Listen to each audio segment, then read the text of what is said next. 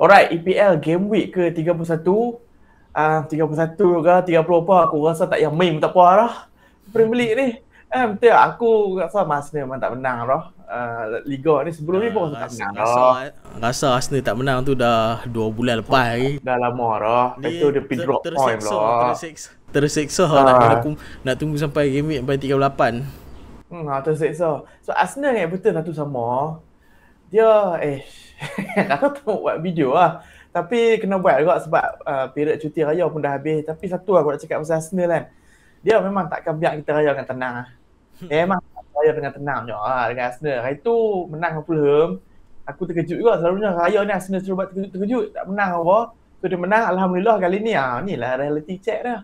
Memang Arsenal tak boleh bagi fan-fan Arsenal ni beraya dengan tenang kan. Dengan open weekend orang ada open house ke apa. Memang stres lah. Okay, so aku tengok game again Everton ni. Aku rasa bukan saja fan saja dah give up tau.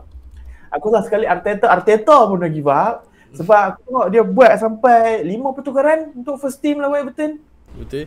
Masa lawan Fulham tu kita boleh tengok lagi macam Merino start, Noneri start, Odegaard main, Gabriel Martinelli main, and kita tahu pun masa tu Saka pun akan masuk balik kan.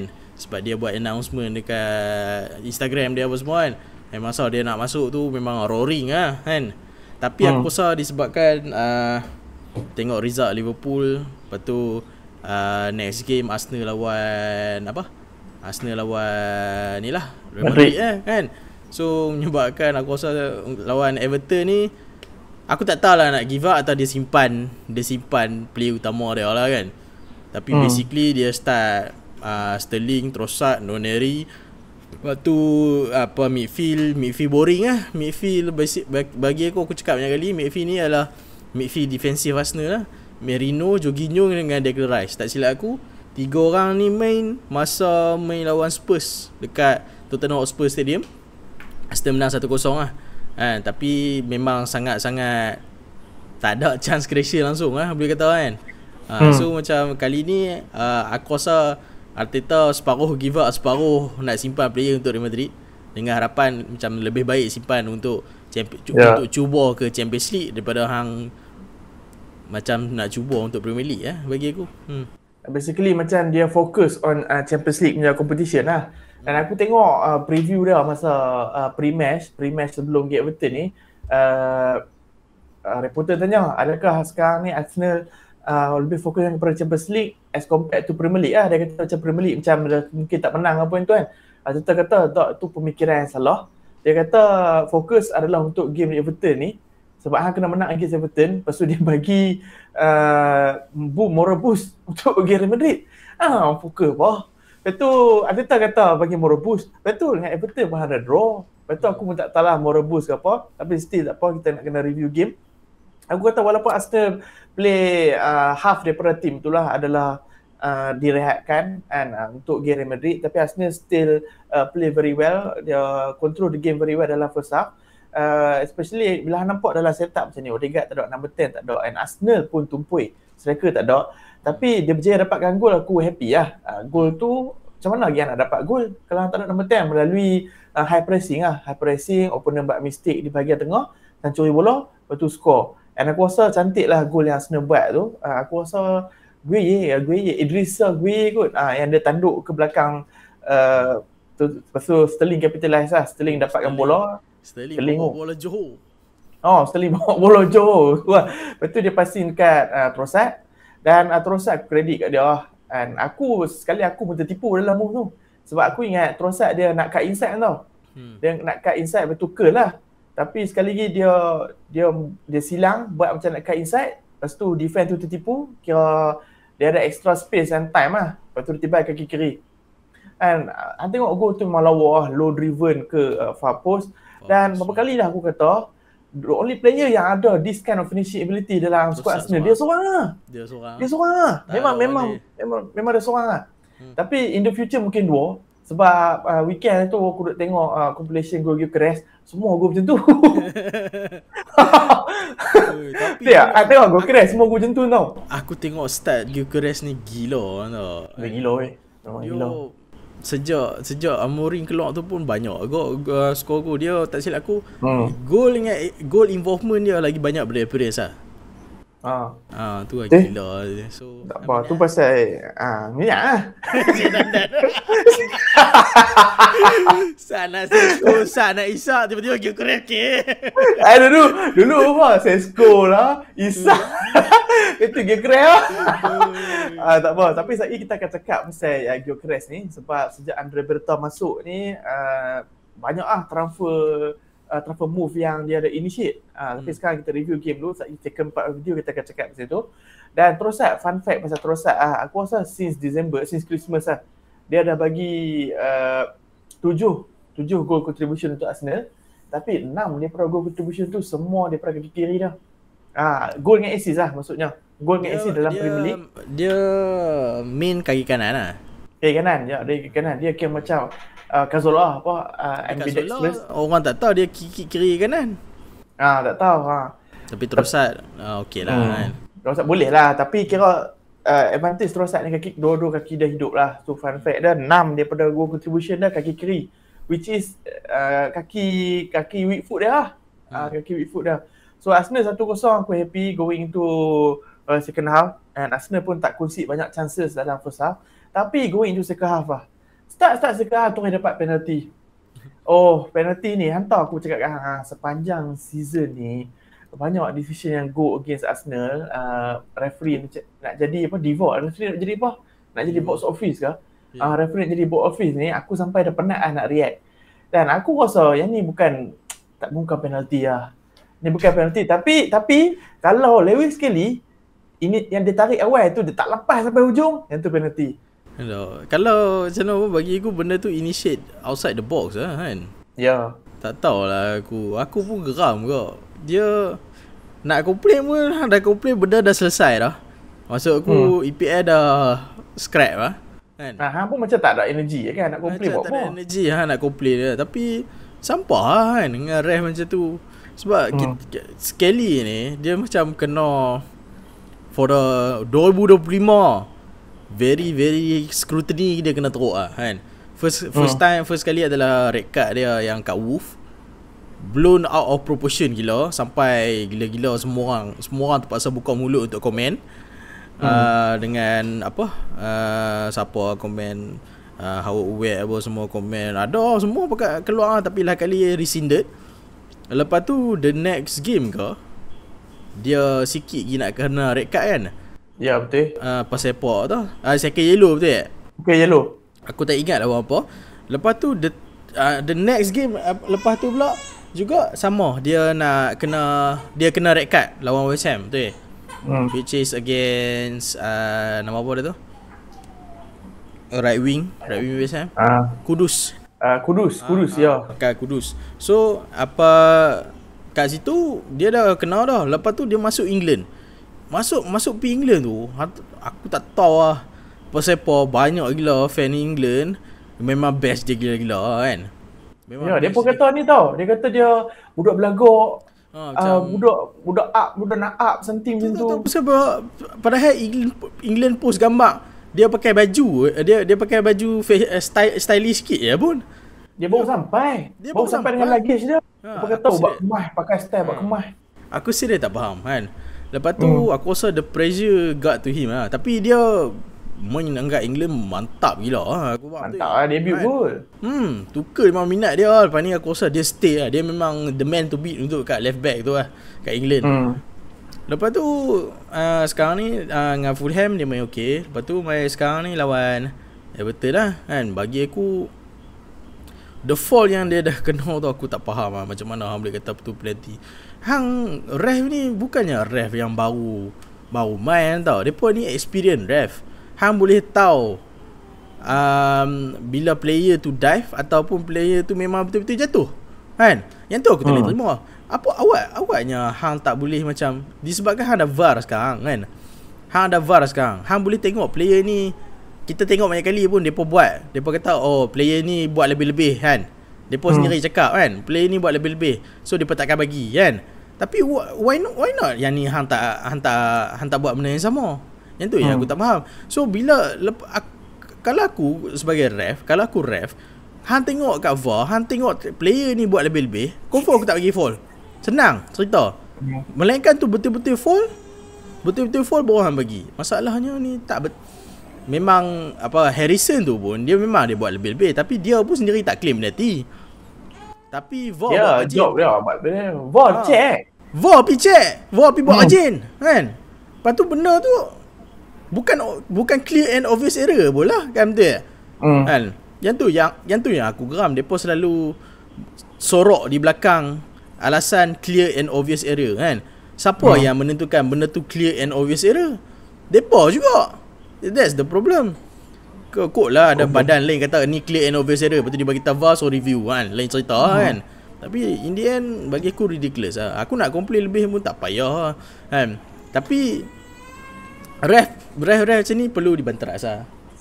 Ya, aku tak mahu complain lebih. Dan satu lagi aku nak cakap lah, untuk Lewis Kelly, dia ada banyak benda yang dia nak kena belajar pasal defending lah. Sebab dia bukan naturally a defender ataupun a left back, dia naturally adalah a midfielder. Sebab kalau tengok game Fulham pun ada dia buat mistake juga. Dia positioning dia out lah basically dia ni. Positioning dia selalu tertinggal. Kalau tengok balik game Fulham pun sama. So lawan dengan Everton pun sama, tapi aku tak mahu hentam dia sebab dia seorang umur pun 18 tahun. Dan dia bukan naturally a defender pula. Tapi dia banyak benda dia nak kena belajar lah. Dia nak kena belajar sebab aku tahu referee buat decision yang salah lah aku rasa. Tapi dia as a defender, kalau badan hang tengah nak jatuh ke apa, hang janganlah pegang baju orang. Hang janganlah tarik baju orang.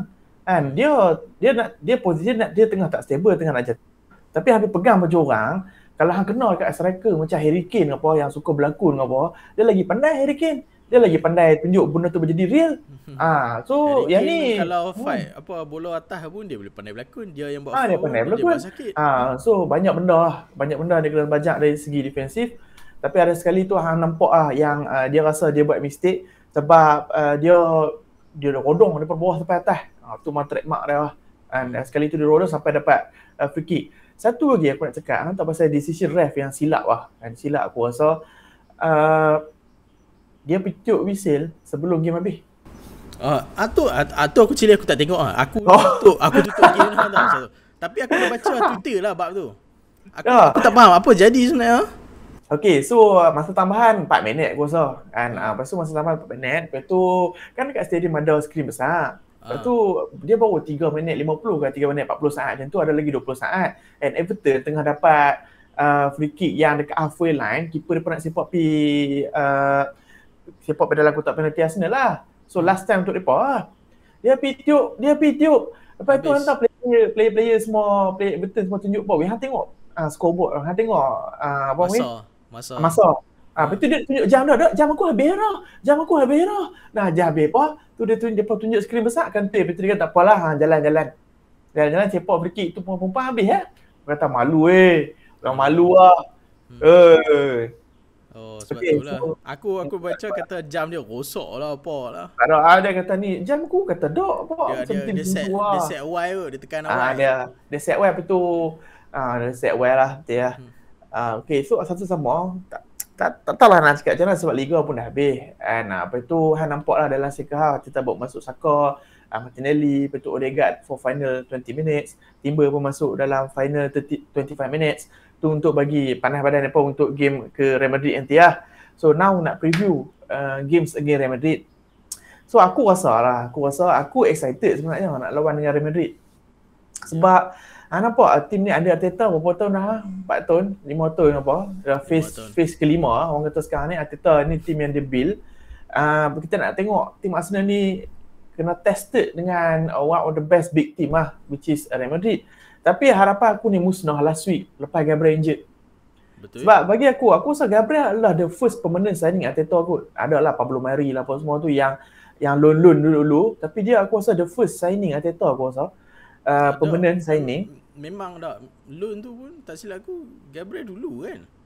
Gabriel dulu lah. Gabriel first transfer video dia.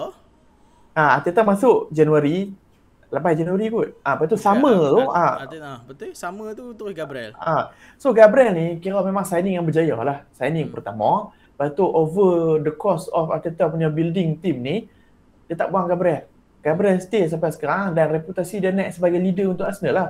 And aku gutted lah untuk dia. And aku kesian untuk dia sebab of all the people, dia yang deserve to play lah against Real Madrid sebenarnya kan. That's the thing dengan Gabriel ni, dia masalahnya aku macam terkilan untuk aku sendiri dengan dia lah. Sebab masa dia kat Brazil, dia balik awal kan, sebab dia dapat betul. Kad merah kat kuning ke, dia suspended lah kan. Dia suspended The next game lawan Argentina dia suspended kan. Lepas tu so dia balik awal ke London. So macam ada masa dia untuk rehat. Betul tak? Jadi macam masa lawan Fulham tu dia okey, dia boleh main. Dia main je dengan elok, tapi ada satu phase tu dia hamstring dia tarik kan. Hamstring dia tarik, lepas tu dia minta stop play, dia minta Arsenal untuk stop play, lepas tu dia minta ni untuk stop play apa semua, tapi lah kali semua orang tak stop play, tapi dia main semua orang jalan, dia main dalam injury tu kan. So menyebabkan tiba-tiba clock tu medical report Gabriel Magalhaes tu masa Arsenal buat announcement tu kan. Aku kata ni bad news mampus ya deh. Kan? So nampak macam end of the season injury ya aku kan. Memang end of the season pun. Macam Saka punya tu kan. Saka itu.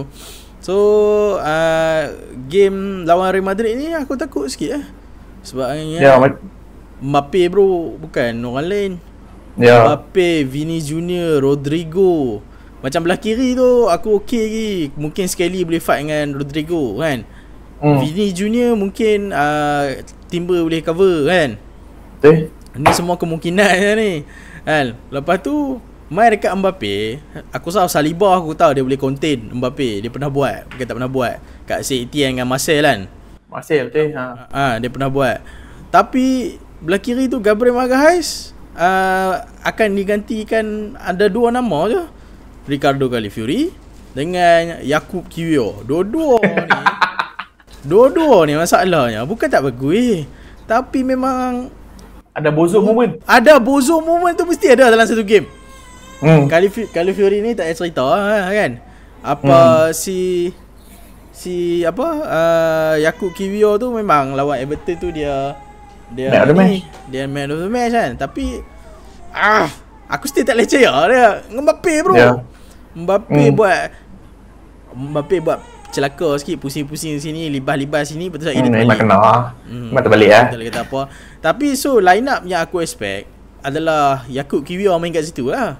Aku tak rasa Saliba akan digerakkan ke kiri ke, masuk wide ke right centre back ke. Aku rasa takkan buat lah aku kan. Tapi itu depends on Arteta sendiri. Tapi teori dekat Twitter Jaya sekarang adalah Saliba masuk belah kiri, kanan dimasukkan oleh Ben White, and kanan right centre back Ben White, lepas tu right back adalah Timber lah. Which is aku rasa in teori sedap lah. In teori okey lah kan. Tapi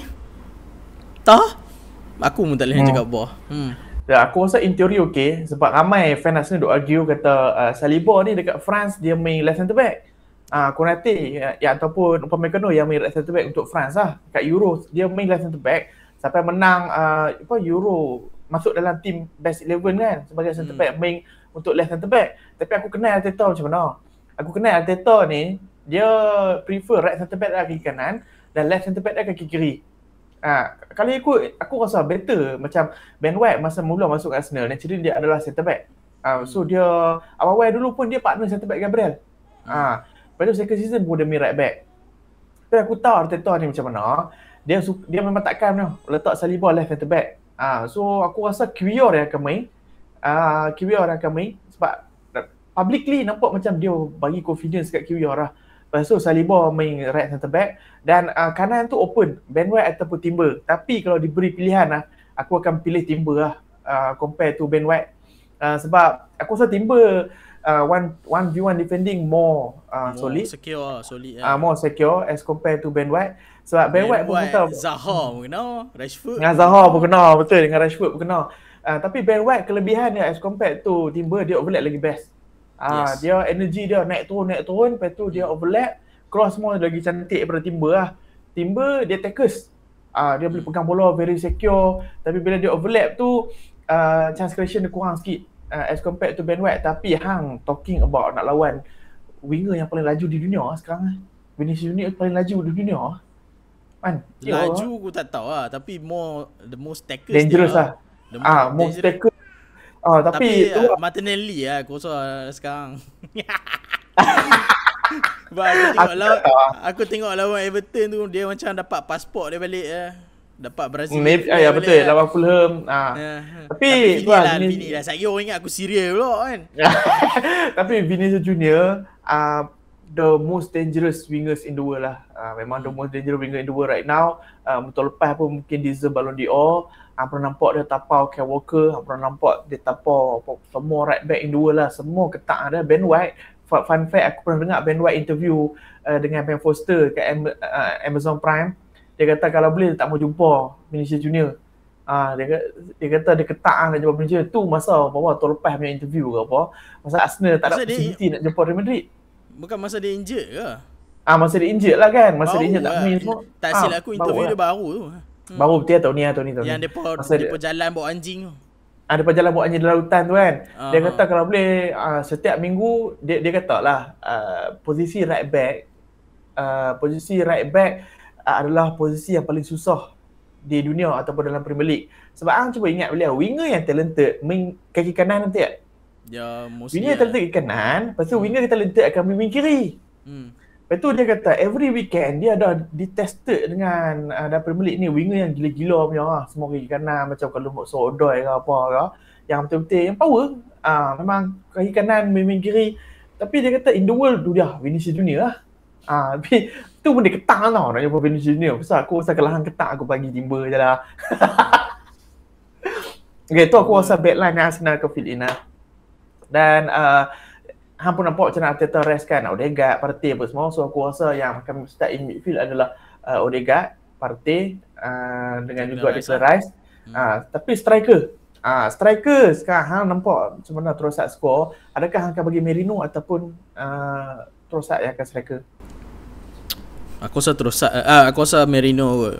Sebab bagi aku Arsenal perlu physical presence dekat centre back Real Madrid tu lah. Sebab centre back Real Madrid basically apa, Rodrigo dengan siapa? Asensio. Yang baru tu kan, Asensio kan? Asensio dengan ni. So perlu physical presence kat itu. Mungkin kalau 45 minutes ataupun 60 minit, 70 minit boleh slot in Trossard lah kat situ.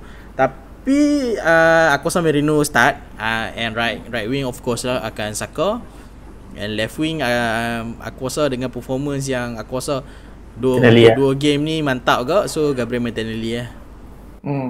Okay, semalam lepas Arsenal draw, immediately after tu adalah game Real Madrid tau. Game Real Madrid lawan Valencia. Kalau nak Valencia. Aku tengok game tu. Aku tengok sebab macam nak tengok sikit games Real Madrid kan. So after international break, Arsenal hanya main 2 game sebelum jumpa Real Madrid. Tapi Real Madrid main 3 game sebelum jumpa Arsenal. Tu kiranya untuk rehat, Arsenal ada lebih rehat daripada Real Madrid.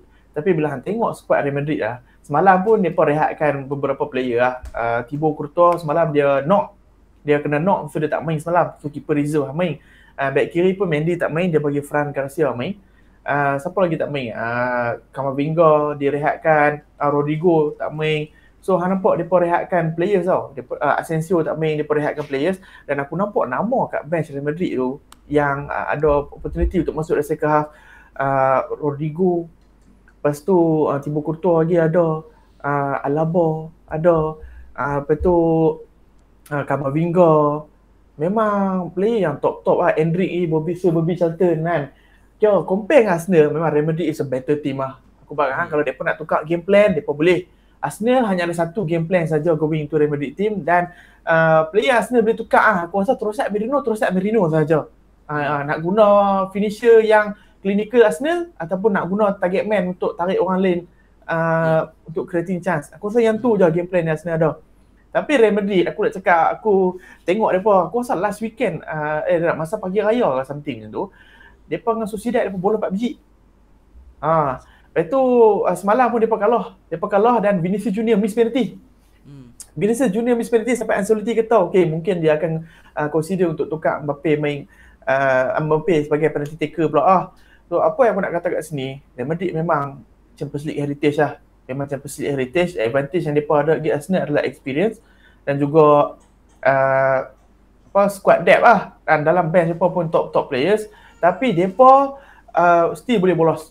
Mereka still boleh bolos. Dan aku tengok lepas Sociedad 4 biji kena.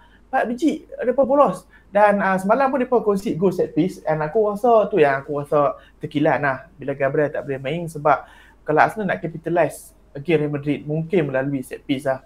Mereka semalam concede from set pieces. Dan satu lah benda yang aku nak kena mention against Real Madrid ni, aku rasa Arsenal boleh control game, tapi in terms of converting chances ataupun nak ada chance yang high quality aku tak pasti. Sebab kena ingat Rudiger ni very crazy defender, dan Asensio pun dah naik rank dia sebagai Spanish defender yang main untuk national team. Dan kena ingat Rudiger Haaland tak pernah score against Rudiger. True. Haaland tak pernah score against Rudiger. Lepas tu untuk Haaland tak pernah score. Haaland ni kira this generation punya top striker lah. Arsenal tak ada striker. Arsenal punya striker hanyalah Merino ataupun kadang-kadang Trossard. So aku tak tahu nak expect apa. Cuma aku mengharapkan Arsenal boleh capitalize on set pieces lah. Tapi kita main kat home dulu. Apa hang punya expectation lah ataupun harapan? Harapan aku adalah untuk menang with 2 goal margins at least lah kan. Kalau 2 goal lah.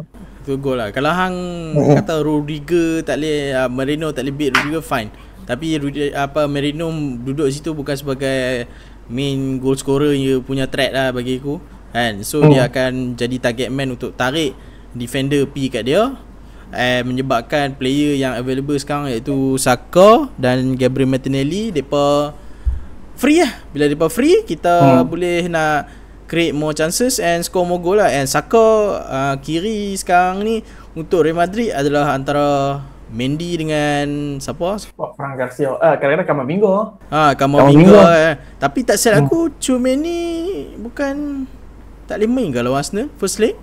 Oh betul lah kan, Tchouaméni tak boleh kan main. Okay. Camavinga mungkin akan main kat midfield. So mungkin Fran Garcia ataupun apa tadi aku sebut tadi, siapa? Mendy kan. Aku rasa Saka boleh beat sangat-sangat depa tu kan. Bukan sebab depa tak quality, tapi bagi aku Saka is better kan. So and depa pula jenis marauding punya fullback. Nak counter tu Saka boleh sangat Gabriel Martinelli cubalah ambil peluang dekat Carvajal yang tua tu. Kalau tak boleh ambil peluang aku khabar injured ni Lucas Vazquez.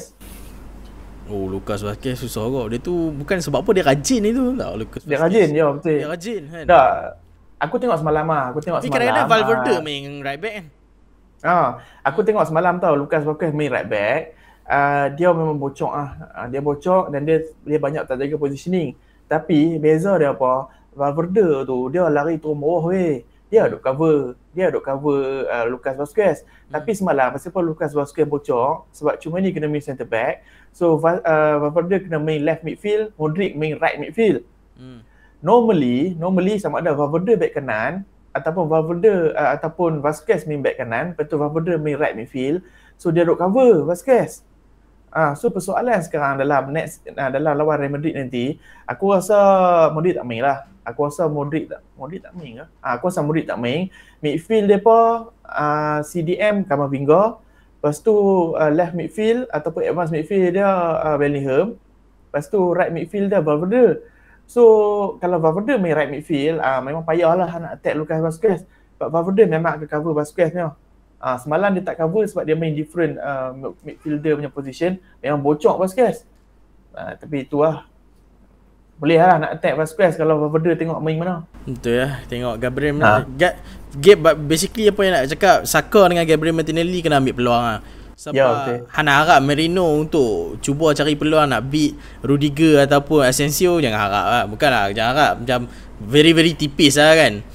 So threat main goal scorer Arsenal sekarang adalah daripada Martinelli dengan Saka. So aku harap mereka boleh beat lah. And masuk ke Bernabeu dengan 2 goal margin lah. Kalau hampir 1 goal margin pun tak selamat, 2 goal margin pun actually tak selamat, tapi lebih secure lah. Lebih secure. Ya, sebab macam hang kata dalam sebelum ni, hang percayakan defend Arsenal. Tapi Gabriel tak ada, shaky sikit lah. Betul. Tapi tak apa lah. Alright guys, setakat sahaja kita punya preview dan juga review game Arsenal, preview game Real Madrid. So next video, immediate after ni kami akan record pasal Adrian Bertol lah. Dia masuk ke Arsenal dan nampak transfer news bergerak tau. So nantikan next episode kami akan review pasal transfer Arsenal lah. So fan Arsenal komen dekat bawah prediction apa untuk line up, defensive line up versus Real Madrid dan juga score line versus Real Madrid nanti. Thanks for watching. I will see you guys in a bit. Take care and peace.